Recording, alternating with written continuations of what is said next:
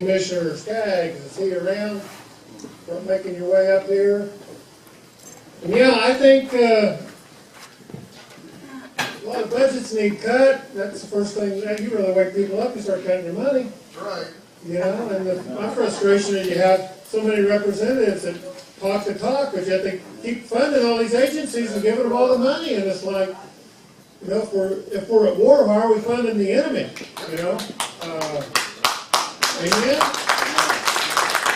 Especially the EPA on the federal level, you got all these representatives like, yeah, we need to do something with the EPA, and the budget comes along and they just pass the budget and give them everything they want. And then they come back to their constituents and say, yeah, we're really against this and we're against that, and they didn't do anything when it came down to it. Okay, I'm done with that. Come on up, Jack. Thank you. Thanks for being with us. Pleasure to be here today. My neighbor county, Madison, San Francisco County. My story is going to be a little bit different today than the two previous speakers. I'm going to talk specifically about a Sarco blubber plant. I live in Iron County. I'm the fourth generation there. I have a farm on F Highway and I raise black Angus cattle. Been in the mining business for 40 years. Currently own a quarry in Wayne County where I produce ag lime for agriculture. During that 40 years, I've been involved in many different things. Served on the National Stone Association, served on the National Stone Association Safety and Environmental Committees. I've served 2 terms as state commissioner under Governor Carnahan. I started working on parks and soil sales tax in 1982. So some of the things that I've been involved in the last 40 years has made my compassion for this issue even stronger. Being in Iron County and being in the mining business for over 40 years, the last 15 years of that experience in the mining business, I traveled the United States. I had 5 quarries, California, Wisconsin, Pennsylvania, Missouri, and in New Jersey. So I've had a wide range of experiences when it comes to mining. But I also served as the president of the Southeast Missouri Lead Mine Association. And during that time is exactly when this Sarco bankruptcy occurred. So I know a little bit about the law settlement. The bankruptcy occurred because the Sarco went out of business. And they owned multiple mine sites across the United States. Missouri was not the only state that was involved in this lawsuit settlement. The settlement was actually heard in district court in the state of Texas. The settlement in itself gave EPA in the state of Missouri to address mining legacy left over from lead mines. Now, I'm not pro-mining, as you can tell. I've been doing this for 40 years. I make my living doing this. A lot of people in our region make their living in mining. But mining is not forever. It goes away. The pit goes empty, you run out of reserves, the market crashes, China starts a smelter, all of a sudden you're out of business. So this is not the only time that this is going to occur in the state of Missouri. We also have what they call the viburnum lead trend, which runs in Iron County, Washington County, Iron County, a little bit in Dent, and a lot in Reynolds. So this is not the only time we're going to be faced with this issue. This issue will be back. And what happens today with this issue will set the trend for the future. So if they're allowed to divert the money, and I understand Linda Black's comment, I understand circular law. I was a safety environmental manager for a large company. So I understand the environmental regulations very, very well. And she is correct. The circular law allows the federal government or the state government to buy land as compensatory damages to the land that was destroyed. Now, I live in Iron County, and I used to drive through Glover, Missouri every day with my father to the sawmill. He cut logs for a living. We had a cattle farm. Not very many people in this room, except for Mr. Tim Huff, is going to understand what used to be at Glover. Glover used to be a community, a great community. The Suttons had a store there. The McHenrys had a store. railroads had a store. Once the Sarco plant came in, there was about a 4,000 acre land that they own. All of those businesses are gone. I watched them load houses off the foundations onto flatbed trucks and move them out of the community. This is something that's not just happening, folks. If they want to talk about where they can spend $18.5 million from the Sarco settlement, I know where they can spend it. They don't have to go very far. It's called Glover, Missouri. That's where the damages have occurred. The damages have occurred in San Francisco County. They've occurred in Madison County with the city, Fredericktown's drinking city lake, which provides their drinking water. The Big River watershed, the Flat River watershed, the Big Creek watershed, where I live, and also the Viburnum River. This, the Sarco settlement agreement, was negotiated by the Attorney General in 2005, which was Jay Nixon. Now, I'm not here to attack the governor of our state. I'm here to disagree with the governor of our state, and I've been disagreeing very loudly on many occasions. I think it's wrong, as most people do. There is a legal way you can approach things, and there's a right way to approach things. Legally, they can get this done. Is it right? I disagree with them. And in this country and in this state, based on what happened 200 years ago at Baltimore, at Fort Henry, which I've been there before, sacred place. In this country, we have a right to speak up, and we have a right to disagree. Now, sometimes I support Nixon, sometimes I don't. Sometimes I support Jason Smith, sometimes I don't. Sometimes I support Senator Blunt, sometimes I don't. That's what makes this a great country. We don't always have to agree on everything, but we can stand at a mic and disagree and talk loudly on the things that we disagree with. This particular case, in my opinion, what they've done is just wrong. In Iron County, we have projects. We've submitted those projects. Those projects have been deemed non-qualified. Non-qualified through those works. But we can spend almost $10 million in Oregon County on 5,400 acres that's qualified. Oregon County is not even near our watershed. I've worked with Patrick Ledgerwood, who's the presiding commissioner in Oregon County. We worked together on House Bill 2187, which is what Linda Black and Gary Romine spoke about. I testified on that bill. We also took a resolution to the County Commissioners Association of Missouri. We got that resolution passed, unanimous support for House Bill 2187, which requires DNR to sell that land. The amendment that Senator Romine spoke about, the amendment that we attached to it, brings the money back to the Southeast Regional Planning Commission. And it's a 3-commission area. And that money comes back here for counties to submit and cities and municipalities to submit projects to for funding. Now, of the settlement agreement, there was about $75 million involved for the state of Missouri. $37.5 million went for lead tailings. Most of that was in San Francisco County. The other $34.4 million was given to the Department of Interior, and it was broken out in 2 pieces. Fish and Wildlife got to vote 50%. DNR got to vote the other 50%. So there's about $20 million in each one of those pots by the time they collected interest from the Sarco on the settlement funds. Now, can you imagine if you were a representative of the Sarco after settling the lawsuit? They asked, by the way, in this lawsuit, which I have it with me, they asked in this lawsuit for damages of $400 million. They negotiated it down to $75 million. But if you were the owner, board of directors of Sarco and found out that $20 million of that was buying land in Oregon County for a state park and not addressing the lead cleanup and the damage areas where it was occurring, would you be happy? It's not right, folks. It's not right.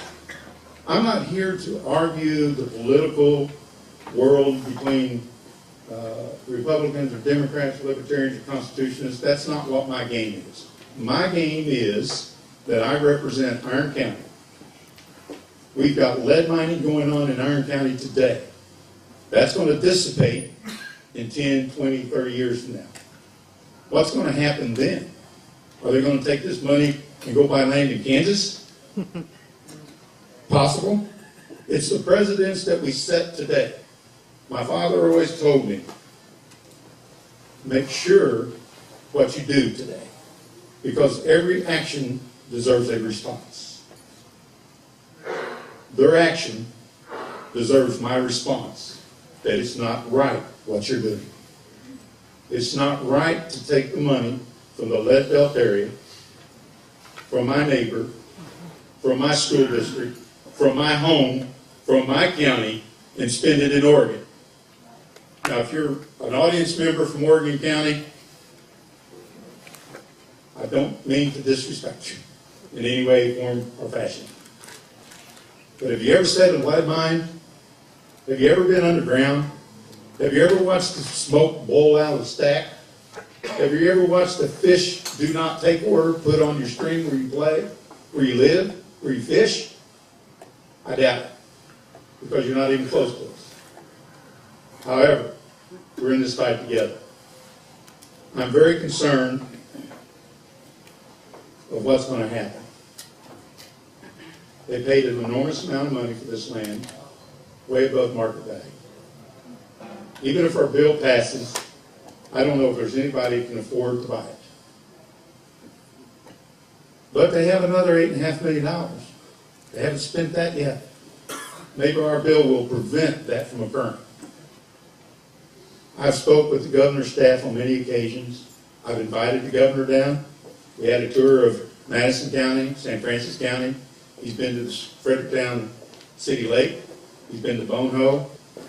Nobody can ever get to Iron County because you can't find your way there from here. We're just so small. Only 10,000 people live there, and we're poor. We're very poor. These lead mines, once they leave, our school systems are gone. I was the president of our local school board in South Iron, R1, in Annapolis, Missouri. When Sarco went bankrupt, we lost $160 million of assessment. That's a lot of money when it comes to education. We survived. We tightened our belt. We cut out programs. We cut out vo-tech schools. We cut out family service classes. We cut back on extracurricular activities. And we just teach the basics now. Once the lead mine is gone in Viburnum will disappear. Now, my county, my citizens have supported lead mining and mining their entire life. It's a way that we live. We understand that. But for them to take the money after they're gone to Oregon County to buy land is just wrong. It may be legal. They may be able to do that, but it doesn't make it right. The last time I looked, people of Iron County is just as important as the people in Oregon County. The last time I looked, we're all pretty equal. We all stand for something. We're all here today because we stand for something. What I'd like to ask you to do today, what can you do? It's very simple. I have pages and pages of speeches and letters and documents and maps. You know, it's very funny. One of their very maps, and I won't go into detail on it, but one of the maps shows on the webpage of the Sarco Settlement Restoration Act a sign. It's this sign right here. You won't be able to see it. At least, no, I won't be fibbing. It's a sign of Viburnum, Missouri. The lead capital of the world. We submitted a project for Viburnum. It doesn't meet the requirements. The only thing that fits the requirements is buying more land. I disagree with the governor's stance. I disagree with DNR's position. It may be legal, but it ain't right. It may be legal to do a lot of things in this country, but to your neighbors, it's wrong. I have more respect to my neighbors than I do the law. If my neighbor needs help, I'll be there. I might have to break the speed limit to get there to help you, sir, but I'll be there. We are a great country, we are a great state, and we are a great 8th congressional district. What we need today, what you can do today, when you leave here, you all have a legislator, you all have a state senator, or you can pick up the phone and call the governor's office. They have email links right on their websites. Send them an email. Tell them that you stand with Iron County today. Tell them that this is wrong what they are doing. I ask you to stand, and that's my only reason here today, is to tell you a little bit about what Iron County has done, what we've went through, and what we're faced with. I'll stand with any of my neighbors if it's the right thing to do. And that's what I ask for you to do today. That's what you can do for us. What can I do for you? I can continue speaking at the mic. I know this issue from the front to the back, all 372 pages. Can they do it? Yes. Is it right? No. It is not. So I ask you today, if you have any questions for me, I'll be glad to answer them. But the last thing I'd like to say before I leave the podium, stand with us, stand with Oregon County, stand with Iron, St. Francis, Madison, Reynolds. That's where the lead mining's been. That's where the legacy is going to be left in stars. That's where the money needs to be spent. Thank you very much. I'll answer your questions.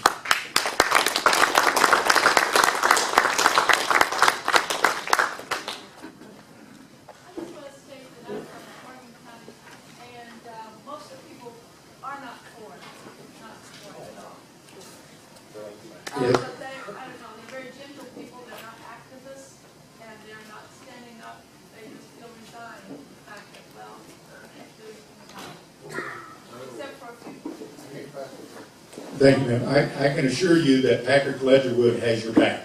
I've worked with Patrick on this issue from day one. He's the presiding commissioner there. Representative Ross, I spoke with him. Senator Cunningham, he and I testified together on House Bill 2187. So Oregon County is very well represented. During the public comment period, there was 130 signatures on a petition from Oregon County. There was over 30 personal letters from individuals that lived in our area. There was about 40 letters from elected officials, municipalities, mayors, and aldermen. But there was 540 form letters from an arm of the Sierra Club. So guess who got the most votes on comment period? Yes, Tori. When I was involved with our industry association, we often did requests for comments to the FCC. And those comments were always made public. I made a comment when asked for the request for comment in October. I have never seen a request for comment where the comments were not made public. Do you know why the comments weren't made public? I don't know, ma'am. I got a copy of those comments. I don't know if I have them with me or not, but we got them from the agency, and we took the comments and we broke them down into groups so we could just aggregate the data. I didn't see the comments per se, but Representative Ross was able to get those, and they sent those to us. So we were able to get them. I don't know why they wouldn't make public comment or private out there on the internet. We should have put them out there. Jim, the public obviously make their mind up ahead of time, and I just, again, you send those in. It's important that you send them in, but, again, I think it's just a formality, and they're gonna do it for everything anyway. That's Representative Paul Fitzwater from my district. Thanks, Paul. And Paul is correct. You know, when they first had the first meeting, was on a Friday afternoon in September, right before Labor Day. That was their public rollout meeting at Johnson Shut-ins in Iron County, or Reynolds County. And right after that, they had that public comment period. I think the next week I was in Paul's office, Gary's office. We met with Sarah Parker Pauley. I voiced my concern then of what was taking place. And the issues that Paul refers to, I don't watch their website every day, and I'm sure Paul doesn't either. Who does? We all work, we all have families, we all got jobs.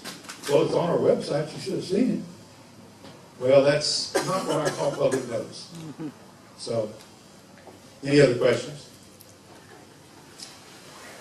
Thank you for allowing me to be here today. I appreciate it. Thank you very much.